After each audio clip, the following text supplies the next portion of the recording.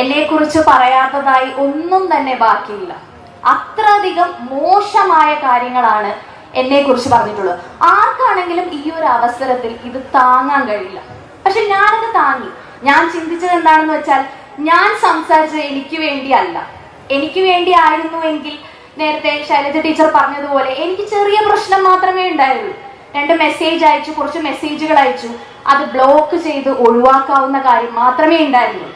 പക്ഷെ ഞാൻ ചിന്തിച്ചത് എന്താണെന്ന് വെച്ചാൽ, ഈ വ്യക്തി നിരന്തരമായി പല സ്ത്രീകളെയും ഇങ്ങനെ ട്രാപ്പിലാക്കുകയും ഉപദ്രവിക്കുകയും ചെയ്യുന്നുണ്ട് എന്നറിഞ്ഞപ്പോൾ ഞാൻ എൻ്റെ കാര്യം മാത്രമാണോ ആലോചിക്കേണ്ടത്?